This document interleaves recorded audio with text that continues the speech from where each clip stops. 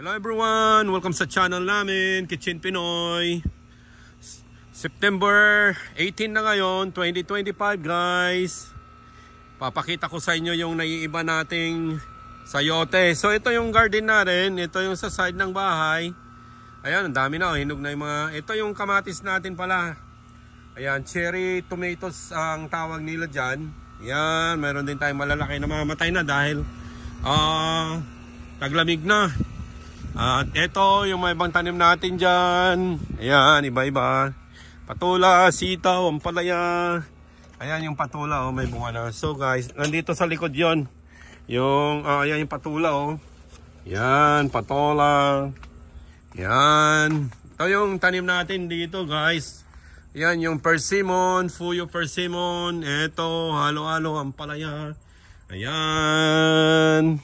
Ito yung sayote natin, guys. Naiiba itong sayote na to, guys. Ayan. Yung mga bago sa channel natin, pa-subscribe, at saka pa-ring na rin yung bell. Ito, apat yung nakatanim dito, guys. Naiiba to. Tingnan natin, ha. Puntahan natin, guys. Diyan lang kayo. Ito na siya. Ito, tingnan natin yung malalaki. Bakit ko nasabing naiiba? Ayan kikita nyo guys, yan yung sayote na may tinik. Eto, matindi tong sayote na to. Ayan dami niyang bunga Ayan. Ngayon, dahil mura pa, hindi pa masakit hawakan. Yan, after ng 2 weeks ito, 3 weeks, titigas na rin yung ito. Medyo matigas na yung niya Ayan Ayan, tingnan nyo Ayan, titigas na mga yan. Kaya, naiiba siya talaga. Masakit sa kamay yan. Kaya nakagloves ako. Pag ako nito, nagtatanggal tayo ng balat. Minsan ito guys, nilalaga ko na lang buong ganyan. Hugasan ko and then ilaga ko. Pag naluto na siya, kakainin na lang na parang kamote. Kung yan, para madali na rin siyang madali na rin siyang kainin. Yan, dami Tingnan nyo, isang puno lang ito guys. Ayan, isang puno lang.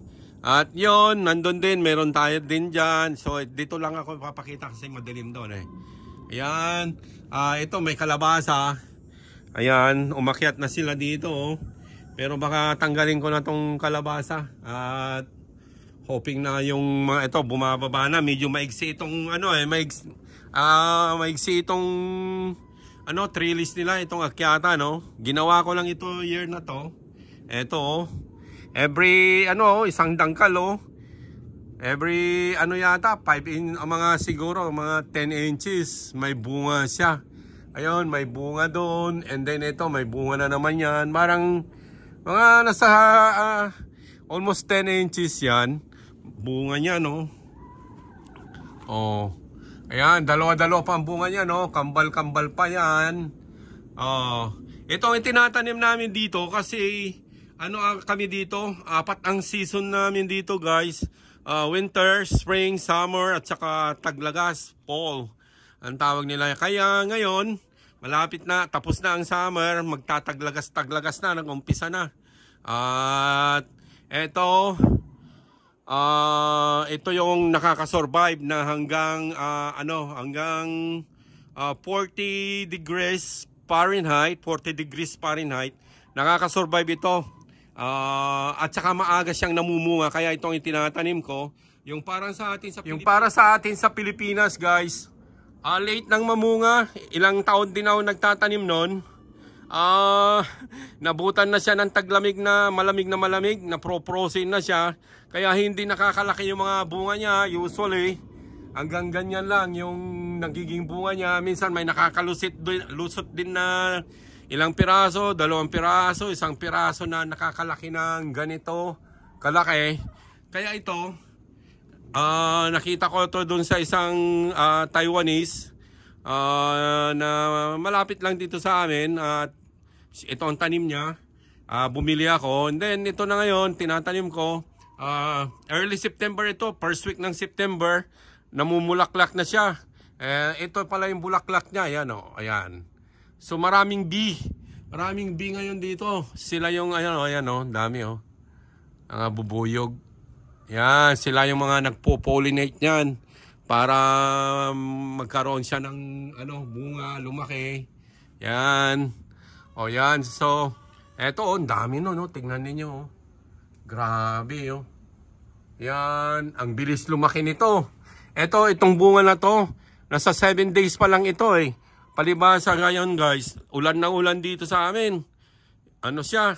Bali 4 na araw nang umuulan. Kaya ang bilis niya, gustong-gusto nito yung matubig. Ayan oh. Yan, masarap sa tinola ito. Kahit ano ito. Nilaga nga lang yan. Masarap na siya guys. Ilalaga ko lang yan. Parang kamote mo rin kakainin. At matamis-tamis din siya. Yan. Yan din naman katamisan. Sakto lang siya. Para ito ilang araw lang ito na lumabas eh. Siguro mga 3 araw ito. Wala pa ito nung nakaraang araw. Yan.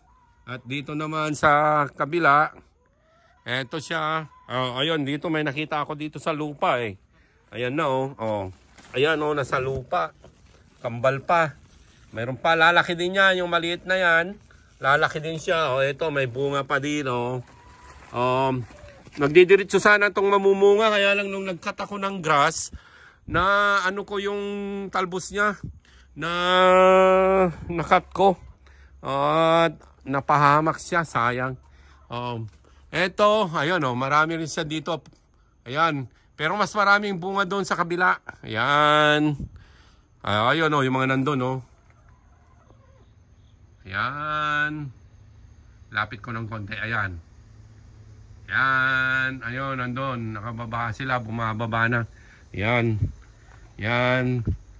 Guys, yung mga bago sa channel namin ulit, paki-like na rin, paki-share na rin. Ayan, ang ganda Ito, siya nga pala, itong sayote guys. Pag kunwari sa Pilipinas ito, nasa 7 taon to 8 taon itong nabubuhay. Diretso siyang mamumunga yan. Na minsan titigil, and then siyempre kailangan mo rin ng pataba. At kailangan mo rin diligan lagi ito araw-araw. Yan ang gustong-gusto nito, ang tubig. Matakaw sa tubig ito. Pero mura na, libre naman ang tubig sa atin sa Pilipinas eh. So 8 taon ito. Dito sa amin, 1 taon lang. Minsan pag sinuwerte, pag bago winter, kinakat ko yan. At yung mga nito, kukunin ko lahat yung mga dahon nito, ibubunton ko dyan. Then pag nagkat ako ng grass, yan, ilalagay ko rito. Minsan, yung 7 minsan na puno, may bumabalik na 1, minsan 2, pero hindi siya proven. Kasi minsan pro-prosen siya kaya namamatay eh. Kasi malamig dito sa amin, nagpro-prosen dito. Pero dyan sa atin sa Pilipinas at saka mga lugar na dito sa Amerika na hindi lumalamig tulad ng mga Texas, Florida, ayan, Hawaii, mga ganyan. Hindi mamamatay ang sayote doon. Continuous siya na mabubuhay hanggang 7 taon. Depende na rin sa pag-aalaga mo yan. At syempre, kung di mo rin naman siya alagaan, kailangan mo rin ng lagyan ng pataba. Organic na pataba o mga synthetic na pataba dyan. Yan. Yan ang mga hindi rin siya mabubuhay na diretso kung walang nutrients na nakukuha. Kasi yung sa lupa dyan, siyempre mauubos niya rin yung mga nutrients dyan. So hindi na rin siya makakalaki ng husdo. At ganon.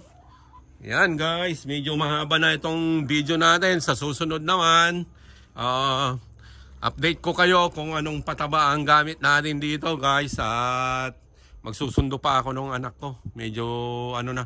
At saka kung paano yung pag-aalaga dito, yun ang i-vlog natin sa susunod guys. Okay, salamat!